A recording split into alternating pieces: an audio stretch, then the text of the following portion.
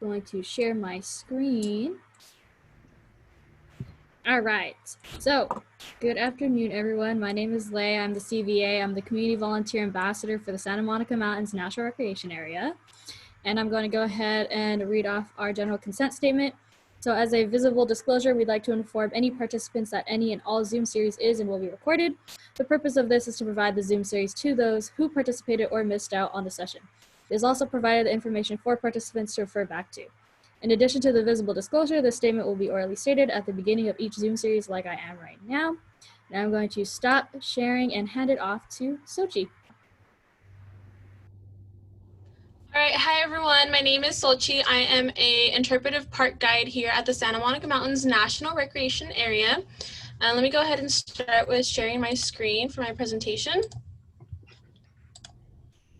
Okay, so I would like to start off this presentation by saying that I am no ornithologist, no biologist. All of my research that I've done is really just because that I'm interested and I really like owls. So let me go ahead and give you a general overview for this presentation. I will be talking about their general structure and some unique features that make them excellent hunters and creatures of the night.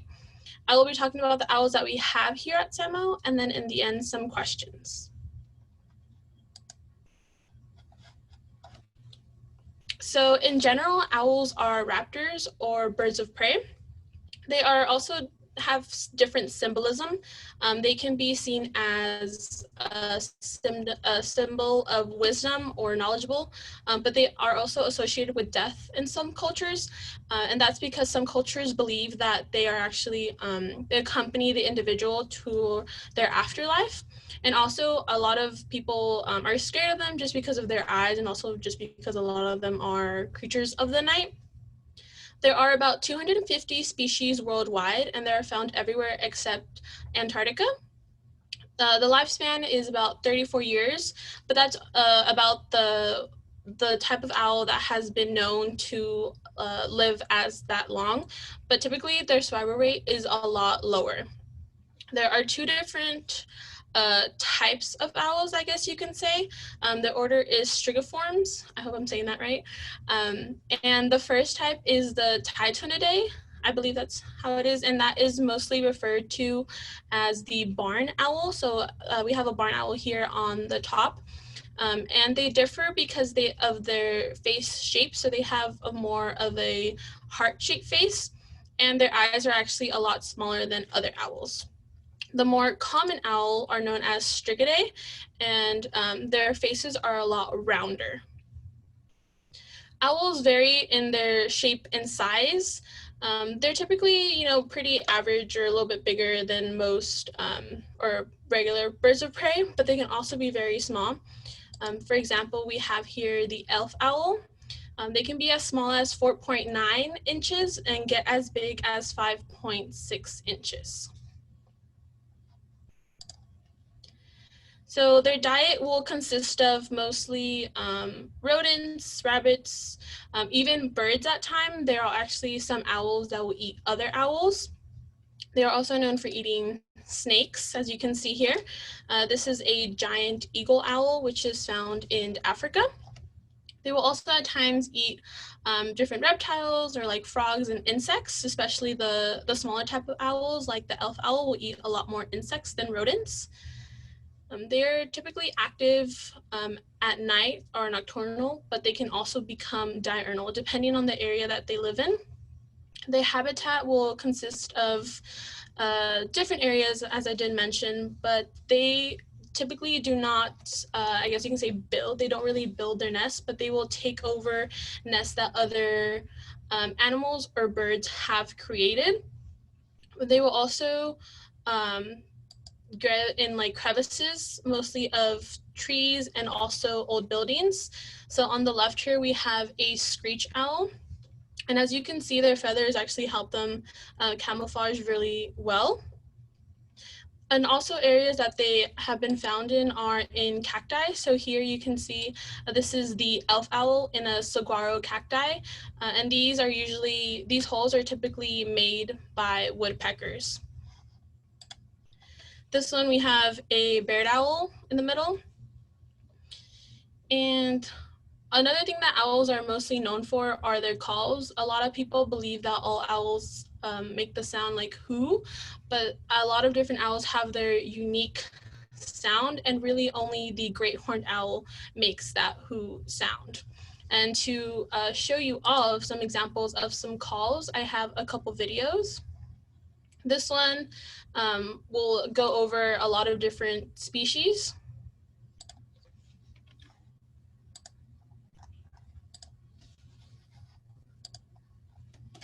Oh, sorry, let me go back.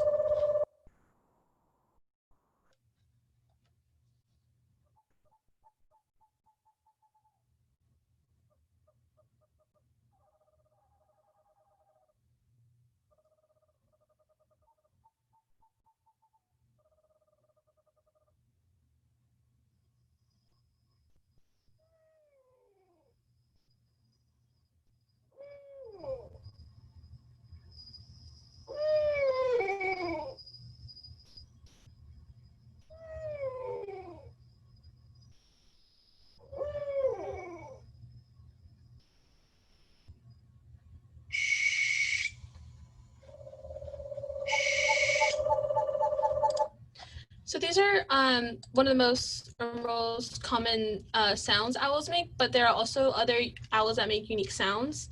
Let me know what you all think. Here's the first one.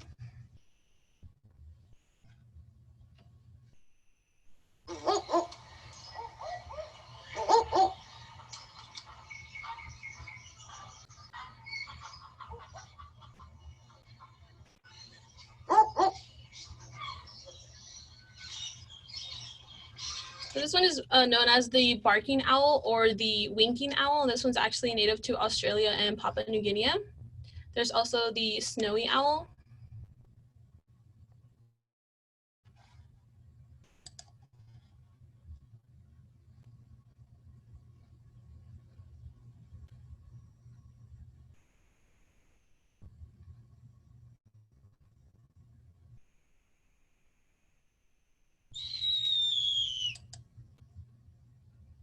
And I'll replay it again because I know it was pretty short.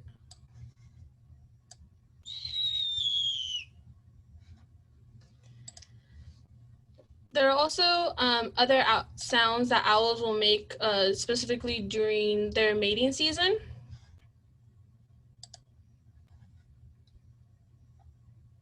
So the first one here is of a barred owl. And I don't know if you'll be able to hear it, but it's actually responding to their mate's call.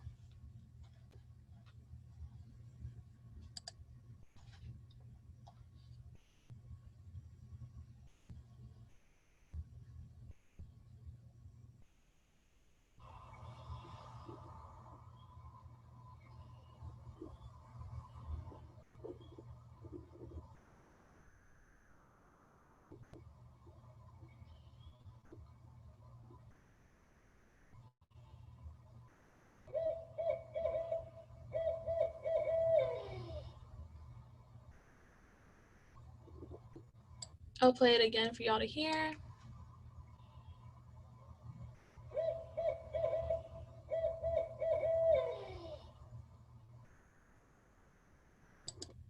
And mostly known as also the great horned owl.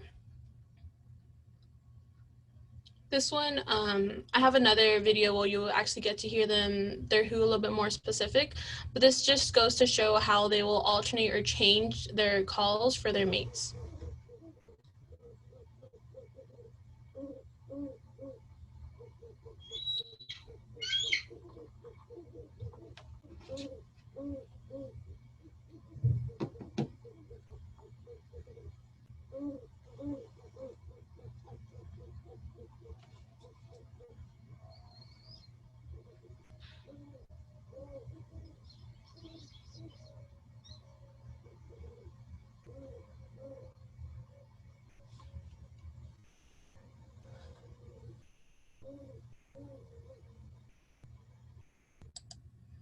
And as I did mention, these owls a lot of the times are nocturnal, but they can become diurnal. A lot of the times when we will hear, or people think they hear an owl, they're actually not hearing an owl. So I have a little test for you all. For the next slide, I'm going to be playing two different sounds. And if you want, you can go ahead, you can close your eyes or keep your eyes open.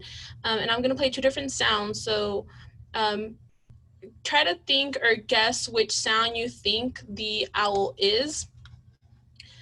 So if you want to go ahead and close your eyes or look away, whatever you'd like, this will be the first sound.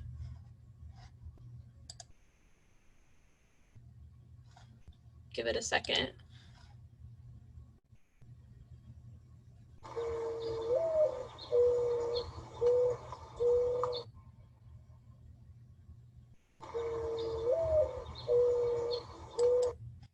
So that was the first sound, and this is going to be the second sound. All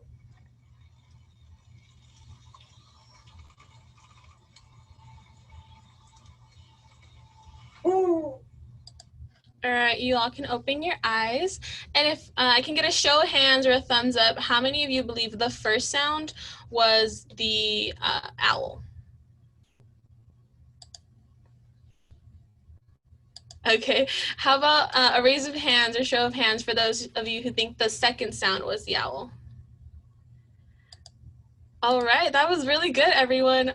So yeah, the second one was actually an owl. A lot of time people will confuse a mourning dove, or some people will confuse pigeons for an owl's sound. But as you can tell, and I'll play them again, an owl's is a little bit more distinct and more prominent. And then this is the great horned owl. Go back.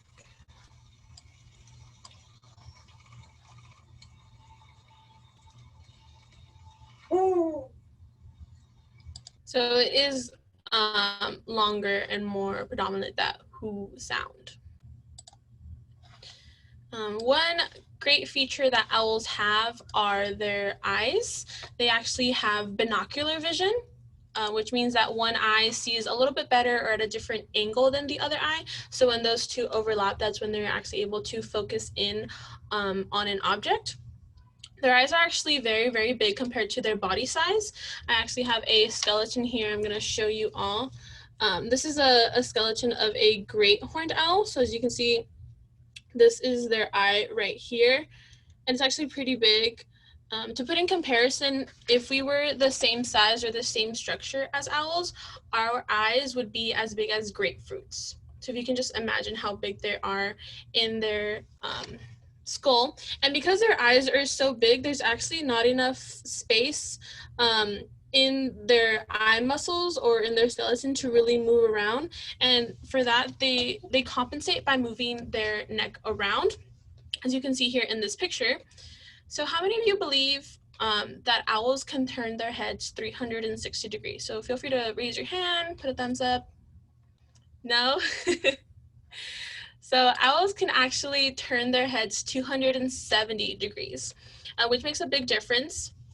Us humans, we can really only turn our heads 90 degrees from the left to the right, but owls can actually do more than that. So even just from left to right, they can turn their heads 270 degrees, and that's because they have extra vertebrates in their neck. Humans have 7 vertebrates, and the owls have 14. So that's how they are able to turn around.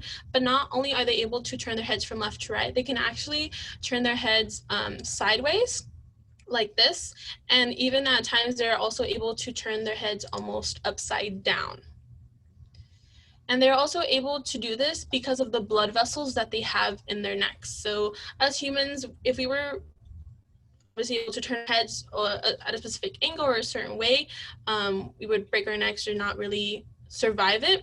But because of the way that their blood vessels are in the owls, their necks, they're intertwined between their vertebrates. That's how they are able to do all these motions. So the most popular one that people are very interested in, that the owls actually turn their heads upside down, is this bottom right here, which is the burrowing owl, and I have a video.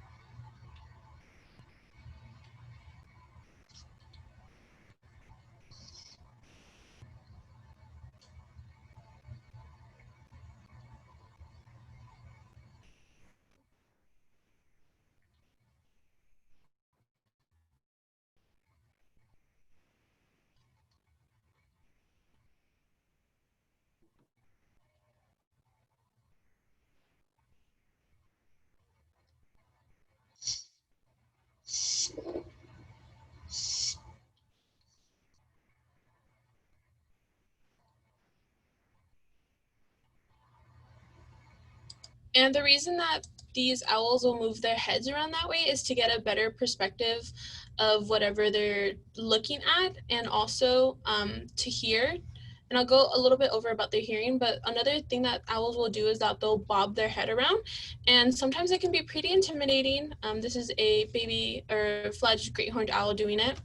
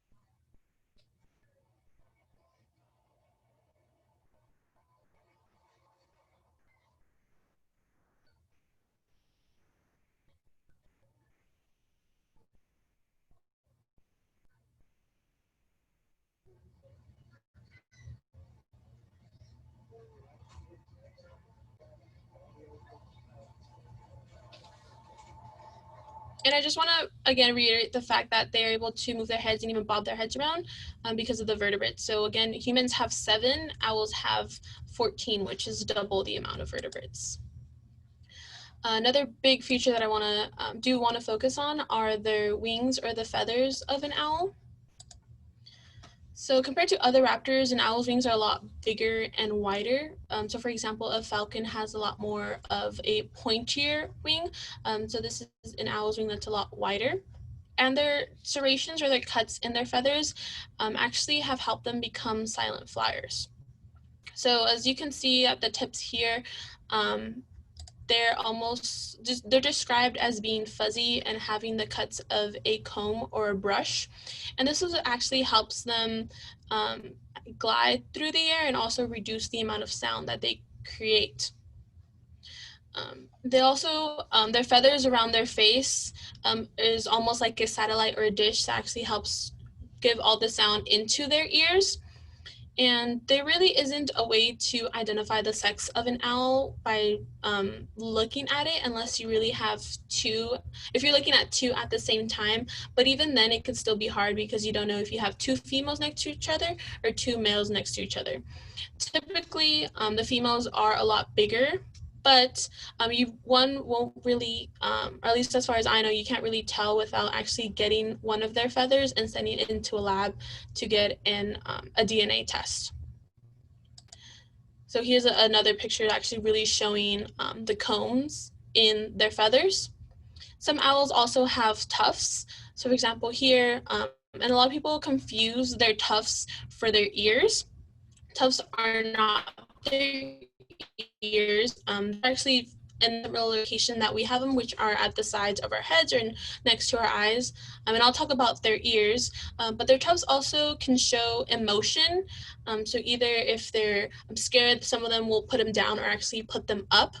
And also in defensive mode, the owls will actually bear their wings out to protect themselves and to make themselves seem even bigger. This is a really cool photo just showing how much of a body is composed of their feathers. So on the left, you will see their skeleton. The middle one is showing with their muscles, and you can actually really show how much of their body is composed of their legs and their wings, and their eyes as well compared to the rest of their body and their face. But just a reminder, this is a barn owl, so barn owls tend to have their eyes smaller than the regular or other types of owls as well. So this next video that I have will actually go a little bit more into detail and really show the details of a bird's feathers. Another thing that I didn't mention too is that because of the shape that the owl has its feathers, that it's a lot wider.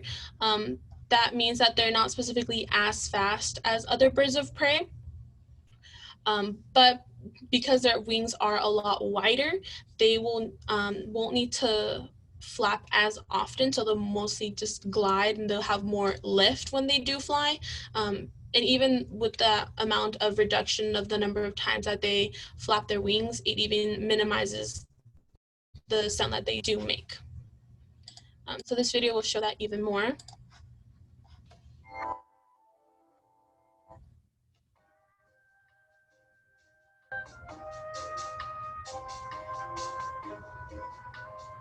This owl is an ambush hunter. What makes her so deadly? She's not the fastest, but she has a different advantage. It's stealth, not speed, that makes her lethal. Compare this owl to a falcon. Both animals are birds of prey, but they have really different strategies when it comes to hunting. The falcon hunts when it's light out. He's incredibly fast. Some falcons fly up to 200 miles per hour. They don't need to be quiet. By the time their prey hears them, it's already too late.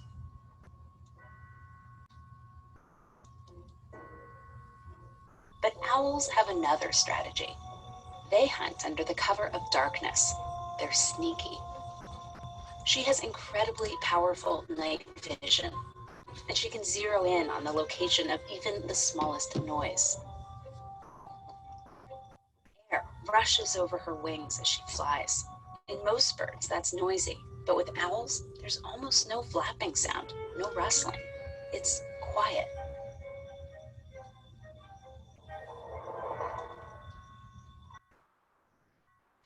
Up close, you can see how she does it. Her feathers are velvety, soft.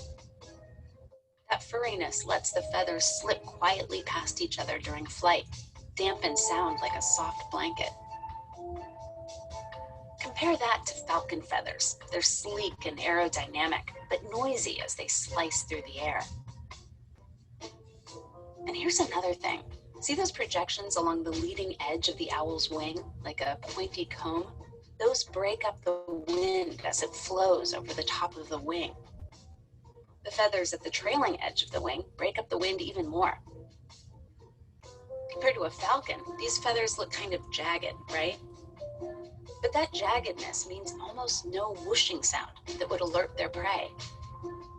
And overall, owl wings are bigger, wider than a pointy falcon. So this is what I was referring to about how they're a lot wider, not as pointy as the falcon, as you can see here. Wing. So they're slower, but they have more lift. The owl doesn't need to flap them as often. Less flapping means less noise. We often fear what's fast. Speed and danger seem to go hand in hand. But owls have given up on racing through the day to become champions of sneaking through the night. So the feathers are a really great adaptation to them, obviously being night hunters. But to really show how quiet they can be, was this experiment that was done where they actually did sound tests with various microphones. And you'll see here they did it with a pigeon, a peregrine falcon, and a barn owl. So they recorded these birds as they flew across, and across the line they had various microphones that picked up the sound of their flapping or the air as they went through. And they did about 2 experiments, but let me go ahead and show the video so you see.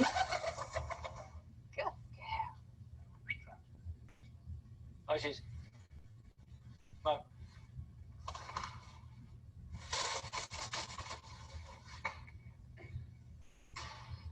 And now, it's Kenza's turn.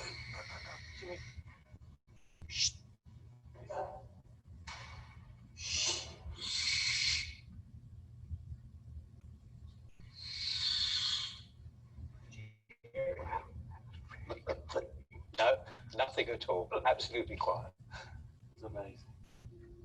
But what have the microphones picked up?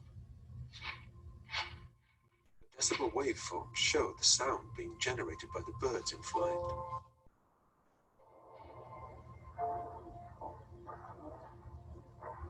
Each spike is an individual wing beat.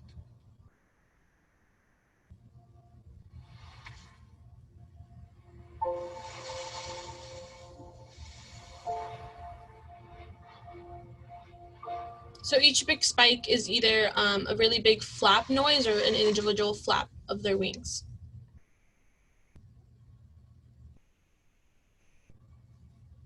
But with the barn owl,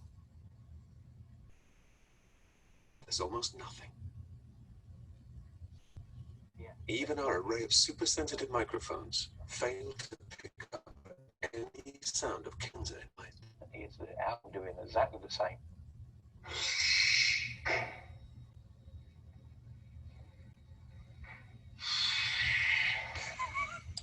So the owl was able to pick up their scream, the barn owl, but not really any sound as they flew across. Nothing at all. I'll play it again. You can see even the spikes there on the camera here. That's where it caught a flapper, just a little bit of noise. But compared to the peregrine falcon, as you can see on top of the screen, it was a lot louder, the peregrine. There's not a sound here. That is really impressive, isn't it? It shows that they really are silent flyers. And even furthermore, to really physically show how quiet and how really they don't move the air, I guess, they did another experiment in which they actually laid So how does across, a barn owl fly so silently? they laid feathers on the floor, and then they had again the birds fly across. And you'll see here the results. When air moves, it generates sound.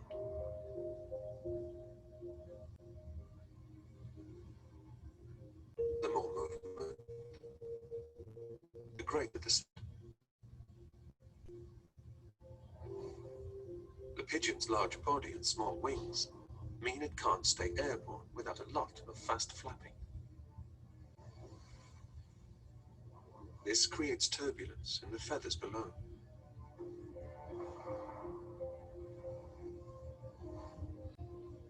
The peregrine has much larger wings, which it uses to build up speed and chase down its prey.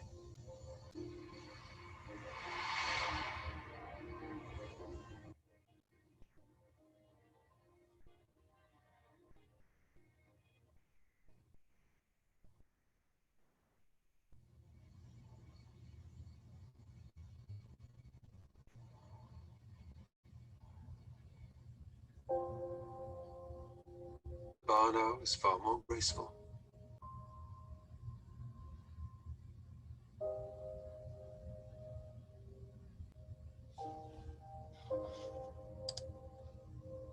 Kenza's large wings and small body make it easier for her to generate lift.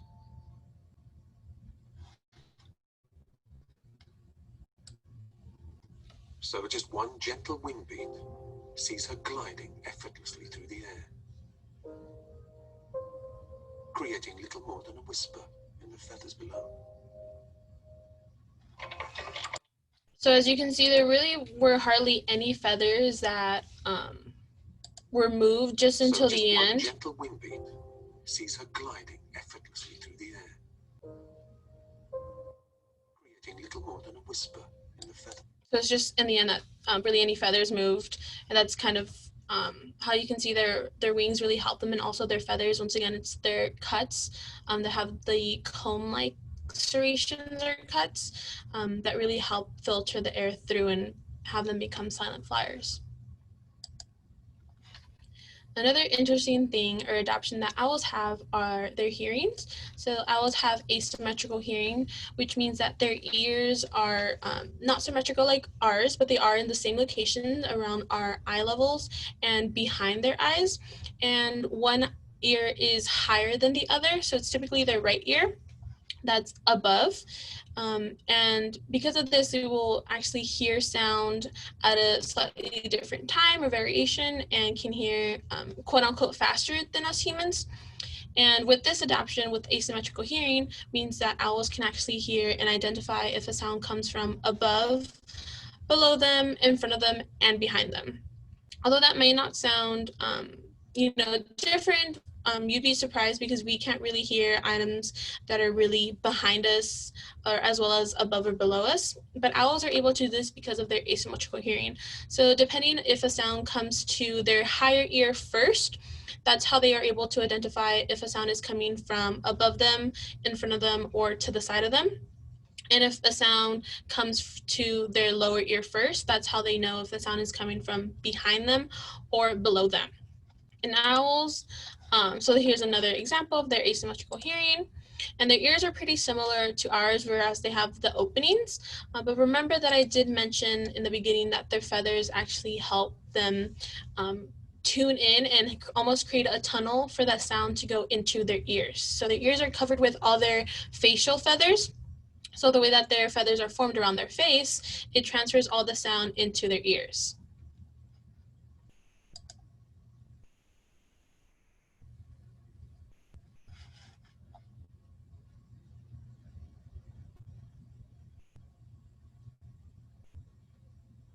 This next video shows how well an owl's hearing is and how they can actually find their prey.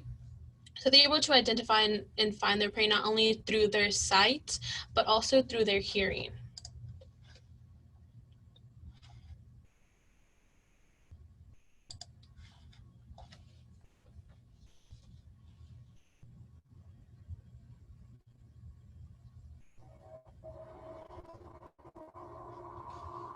Many animals will run from their predators. But just because an animal can run doesn't mean it can hide from a predator with super hearing.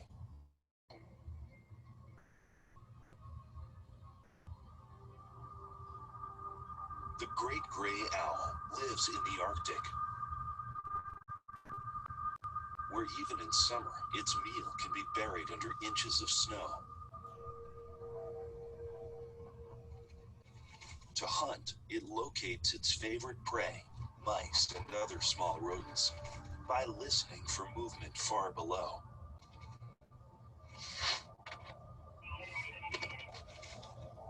The feathers surrounding each eye function like a dish antenna, directing sound to the ears. Each ear receives sound at a slightly different volume and angle, which allows the owl to pinpoint where the sound comes from.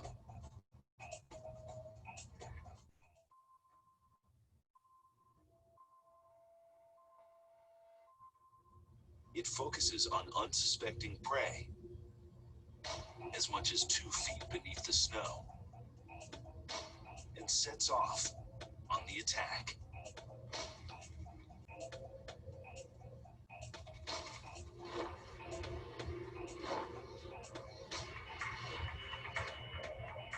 They continue to listen throughout the approach.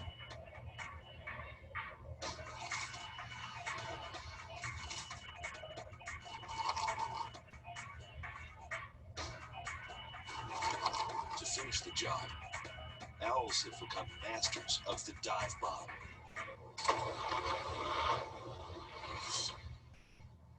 Super hearing will ensure this owl a full stomach tonight.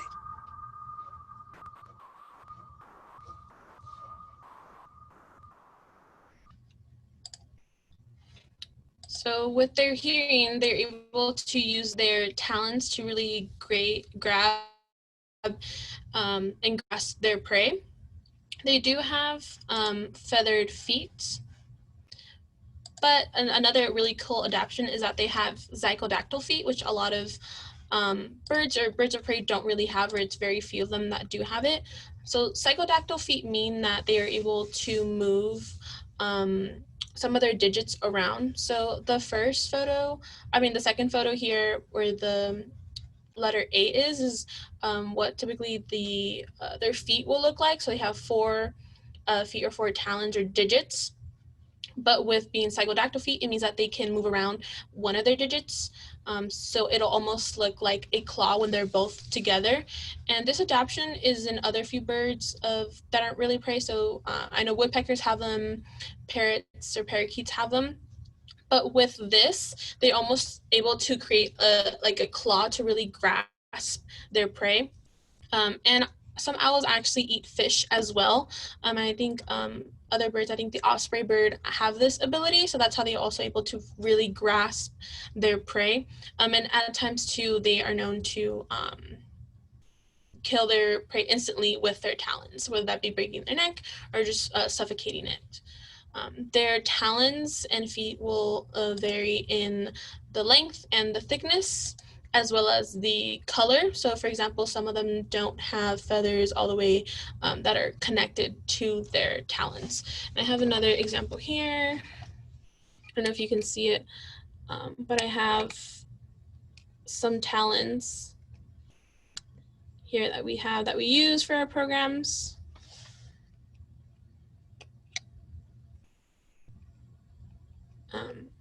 And as the owl gets older, some falconers that do train them, that's why they have the leather gloves worn around them, just because of their sharpness and because of the way that they grasp it. So not only do their talons, do they move their talons for their prey, but they also use it to fully grasp and perch on trees and get a really good grip on it.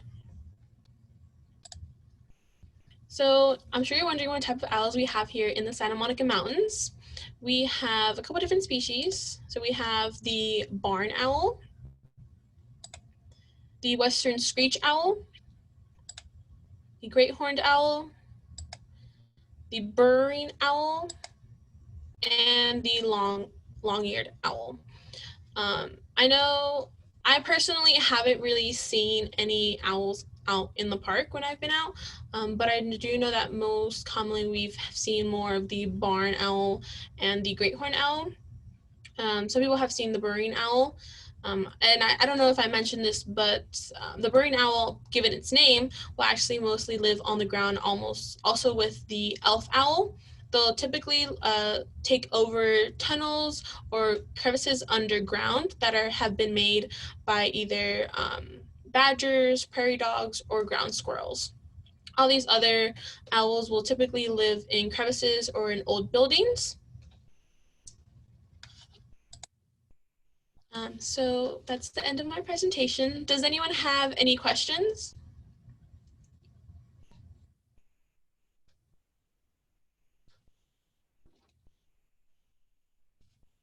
No?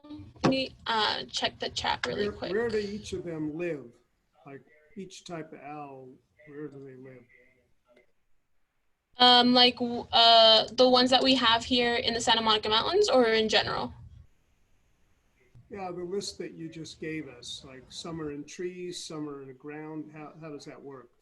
Yeah, so typically like the smaller owls, I guess you can say, so this burrowing owl will live on the lower ground. They'll take over or live in tunnels. They won't really dig their nest or their shelter. They'll take over tunnels that have been previously made by ground squirrels, badgers, or prairie dogs. or other rodents that live underground. The bigger owls, like the great horned owl, the barn owl, screech owl, and the long-eared owl, will live either in tree crevices or nests that other birds have previously made, so they'll just take it over. Even though they will migrate and they will move locations, they'll go back to the locations that they have already taken over or lived in before. They've also lived in abandoned buildings, and they'll typically, there's not really one specific shelter besides trees or nests that these owls will take over and use. You got a chat question. Oh. Yes. So how should we act not to disturb owls? So that's a great question. Just like any wildlife, I believe that we shouldn't really confront them or really try to disturb them. Keep in mind that they are nocturnal, so they'll be a lot more active at night. I have seen and looked at some videos where people actually go into abandoned buildings and they'll shine a light up at owls, and they'll obviously react or screech. Another adaptation that owls have was to actually like click their beaks. That's a warning sign, also just for you to back off of them. But the best thing to do is kind of just like leave them be or respect their space. I know some people have found owls in either their attics, in a way to preserve their shelter, because that's one of the biggest issues that owls do have. Besides the anticoagulant rodenticide, is their shelters being taken over. If you have one in your area, or you maybe want to attract or have an owl be in your area to help take care of those, if you have any rodent issues or just want to get them out of your area, you can have an owl box. I don't know if I have a picture. Let me see if I have a picture, but it's a wooden box that you can put near a tree or on the outside of your home. Let me stop sharing so I can see this picture. So it's this type of box here that actually create a really good shelter for them to live in and thrive in.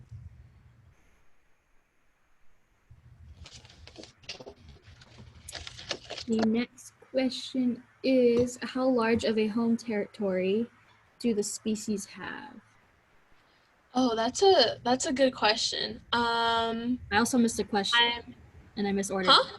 I realize I missed another question, but we'll answer that one first. It's okay. That's a good question. You know what? I'm not exactly sure how big their habitat area is, but there are certain species that will travel. I think it's the snowy owl that will travel to during the winter. They'll travel down to warmer areas, and other species too that do that. But I'm not sure. It will vary within each species, but I can look that up and get back to you on that. Is there a method recommended for viewing owls in the dark? In the dark, a lot of the times, well, I can't really say you'll hear them, because I have heard of people actually seeing an owl, even just like passing over them, and even it's over their head, they won't really hear it. I don't know, maybe going out with binoculars or maybe a red light. Red lights are always better too, so you don't shine in that bright white light, because then most of the time you'll scare them away. Where are the owl known to patrol? Where are the owls known to patrol? Mm-hmm. A lot of the times in our area here, they're in Rancho Vista, I know. We actually have, as Carrie did mention, some at King Gillette Ranch, closer to the entrance, because we found some pellets in that area. Most of the times they'll be in trees. Haven't really seen any out during the day. I know a while back I was in Malibu Creek with someone doing a program there, and some of the visitors there said they saw an owl, but it was pretty late at night. I think it was like around 8 or 9. Xochitl, Mm-hmm. at Rancho Sierra Vista, sometimes when it's at dusk, I'll see them flying over the road and stuff too. Mm-hmm. There's a lot of prey on the sides of the road or crossing the road. Yeah.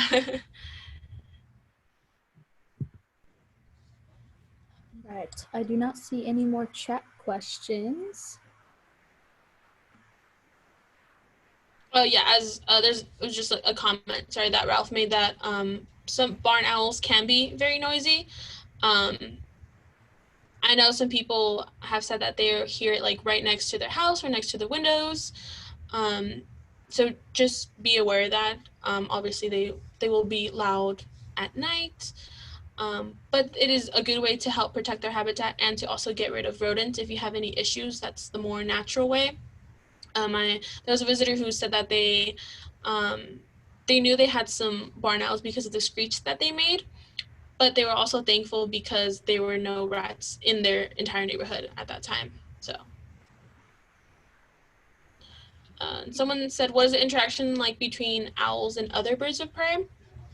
So it'll vary, but a lot of the times too, if you see in buildings, or I know some school actually have like a fake owl or a plastic owl, and that's to ward off other birds.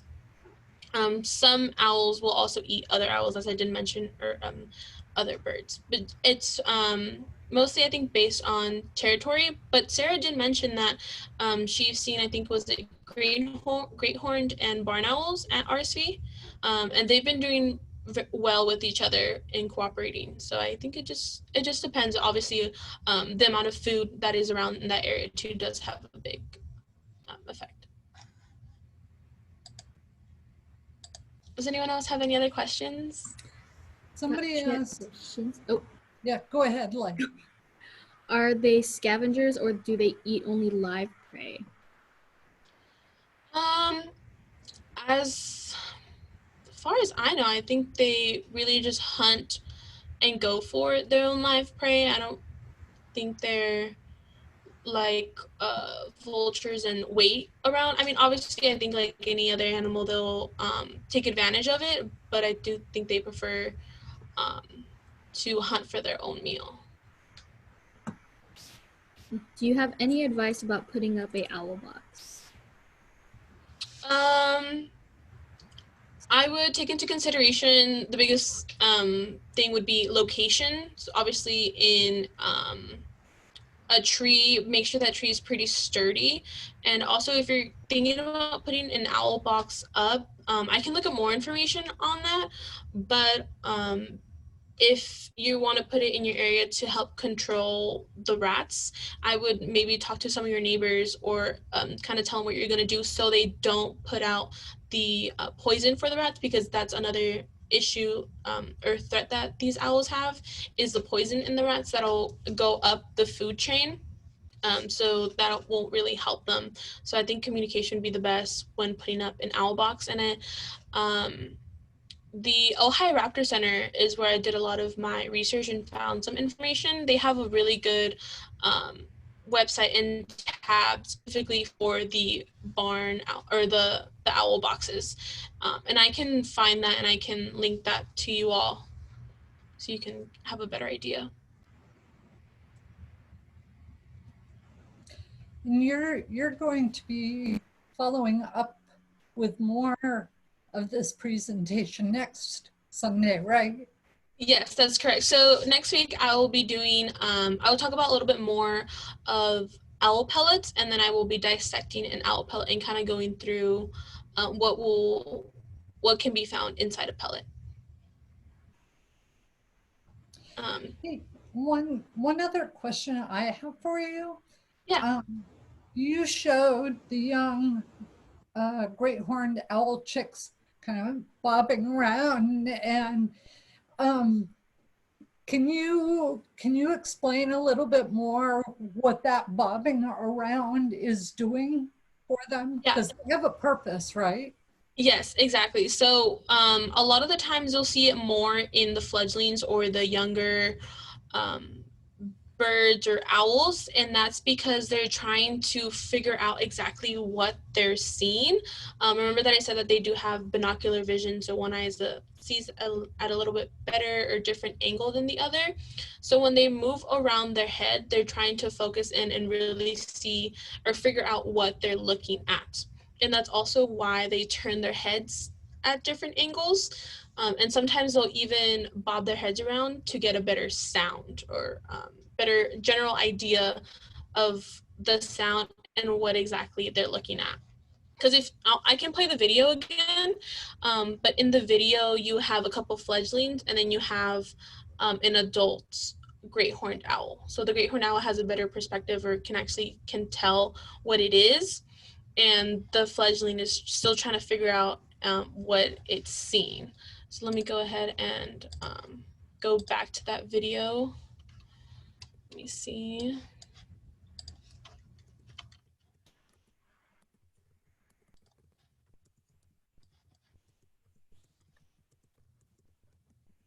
And this one's the one that's bobbing its head around is actually really curious. The other fledglings in that area are still just kind of held back.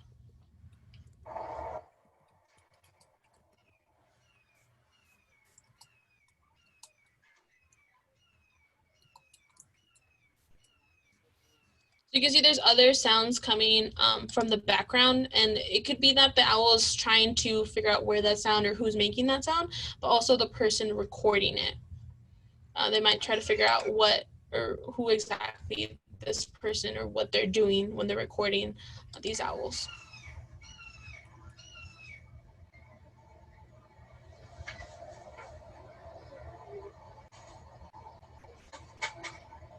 So the adult great horned owl in the back has a better idea, and this owl is still trying to figure out what's going on. I don't think I mentioned, but their pupils can dilate when they're trying to focus on. And I just see the comment about the triangulation, and that's exactly what they're doing.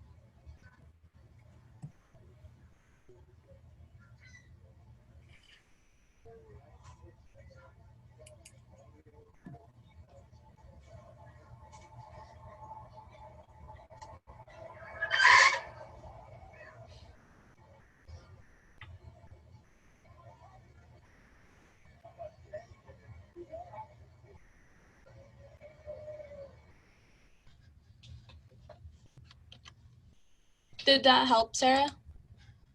Yeah, yeah. No, that's perfect. And do you know how many eggs and young that they typically have? Yeah, so typically they will have anywhere between 2 to 8. I don't typically they don't all survive, and at times even though the breeding and the eggs hatching vary within each species, they'll generally lay I can't say the exact number, we can say it's like 4, but if for example 2 of them die or one doesn't make it, then they can actually lay other eggs to make, if it's good within that time frame in that season, to get more owls out. But within each species it does vary, so they can be anywhere. I think the barn owl, it's about 24, it takes about 24 weeks for the eggs to hatch. And if they all try to hatch like at the same time, because obviously the one that hatches last will either not make it, not be as strong, or it can also be eaten by all the other baby owls. And the great horned owl takes a little bit longer. I think that one can go anywhere from 25 to 49 weeks. And then after they hatch, they still have their fledgling, so the time that they're still kind of in their nest and still haven't been fully adults. I think great horned owls they're still in the nest up until 3 to 4 months. So it'll vary within each species. And typically the female will stay and will take care or keep the eggs warm, and then the male will go out and hunt to feed the female. And then once the eggs have hatched, then again, mostly the male will come and bring food, and then the female will switch, or they'll both go get food for the family. Does anyone have any other questions?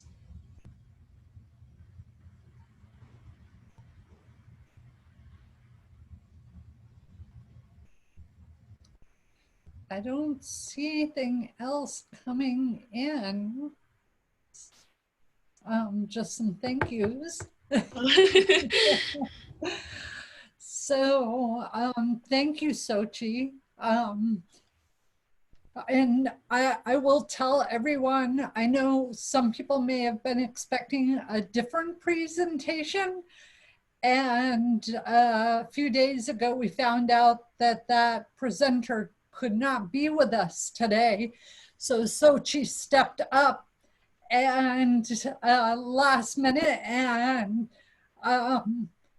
said that she would do this presentation today. And then, so thank you very much for doing that. And she's going to do a second half.